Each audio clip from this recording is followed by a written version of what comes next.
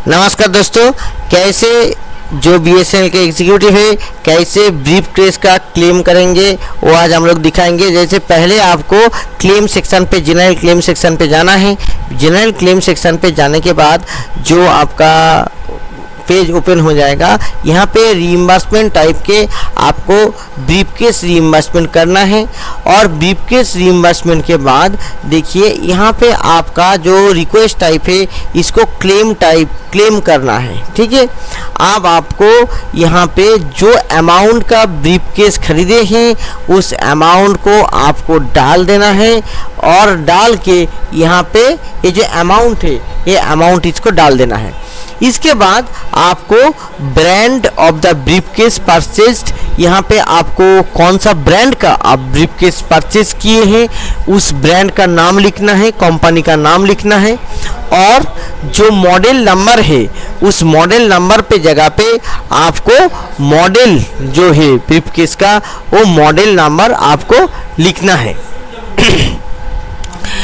आप जो dealer name है, डीलर नेम के जगह पे जो दुकान से आप परचेस किए हैं उस दुकान का नाम लिखना है। जो आपका बिल सबमिट आप करेंगे उस बिल में आपका दुकान का नाम, साथ में brand name of the briefcase purchased और जो मॉडल नंबर, ये तीनों मेंशन होना चाहिए।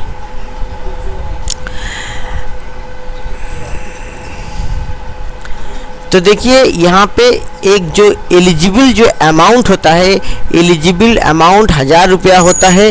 और आप जब ब्रीफकेस खरीदेंगे तब से आपको 4 साल के लिए और ब्रीफकेस का पैसा नहीं मिलेगा।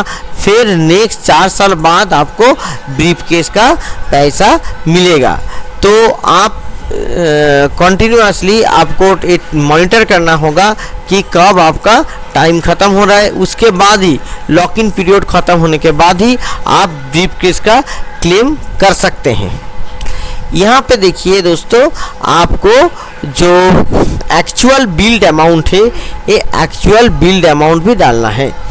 मगर उससे पहले आपका जो एड्रेस ऑफ द डीलर, यानी कि जो दुकान का जो एड्रेस है जो आपका बिल पे दिया हुआ है वो आपको यहाँ पे टाइप कर देना है। और जो एक्चुअल जो बिल्ड अमाउंट है वो एक्चुअल बिल्ड अमाउंट आपको यहाँ पे डाल देना है जो आपका बिल पे लिखा हुआ है। और इसके बाद आपका जो डेट ऑफ परचेज है ये डेट ऑफ परचेज भी डालना है कि कौन सा डेट पे आप बिल खरीदे हैं। जैसे हम लोग यहाँ पे एक आर्बिट्रेरीली एक डेटा डाल रहे हैं, इसी हिसाब से आपको ये डेटा डालना है। जब डेट करेंगे, डेट आप ईयर, मंथ ये सब स्लैश करके नहीं कर सकते हैं, आपको डॉट डॉट करके करना है। मगर कभी क्या होता है कि ये नहीं लेता है, तो ये बाजू में जो चौकआउट टाइप का है यहाँ पे आपको क्लिक करना पड़ेगा और यहाँ से आपको डेट को सिलेक्ट करना पड़ेगा। तो आप देख लिए कि डेट किस फॉर्मेट में आ रहा है आपका। यहाँ पे पहले मंथ आ रहा है, फिर डेट आ रहा है, फिर ईयर आ रहा है। तो इस हिसाब से आप स्लैश से कर सकते हैं। बाकी जगह पे डॉट से, जैसे मेडिकल रीइंबर्समेंट में आपको डॉट से करना पड़ता है, मगर यहाँ पे स्लैश से आपको करना पड़ रहा है। आप क्या करेंगे, आप जो एलिजिबल डॉक्यूमेंट सबमिट ये जो है ये आपको क्या करना है, ये आपको new appointment of group A group B ये कर देना है।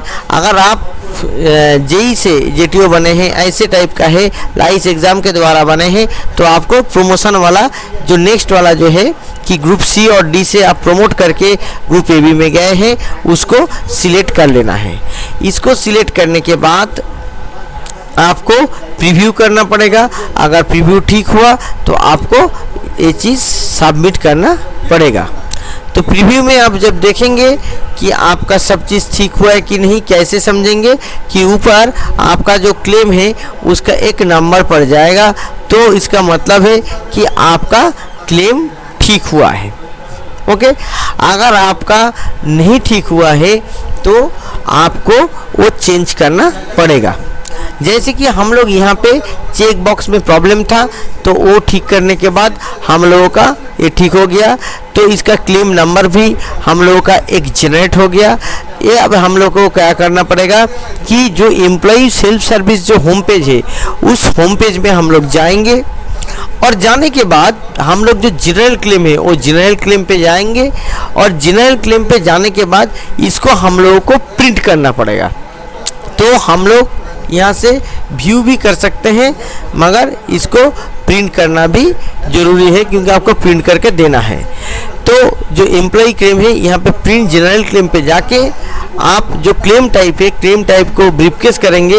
ब्रीफकेस करने के बाद आप जो क्लेम सबमिट किए हैं उसका क्लेम नंबर आपका ड्रॉप डाउन पे आ जाएगा। वो सिलेक्ट करके आप डिस्प्ले करेंगे और उसको क्या करेंगे, उसको आप प्रिंट आउट करेंगे। उसको प्रिंट आउट करके आप बिल के साथ जो क्लेम सेक्शन है उसमें जमा करने से आपको पैसा मिल जाएगा। तो दोस्तों, इस वीडियो को जरूर शेयर कीजिए और ज़्यादा से ज़्यादा एम्प्लॉय के पास पहुँचाइए। नमस्कार।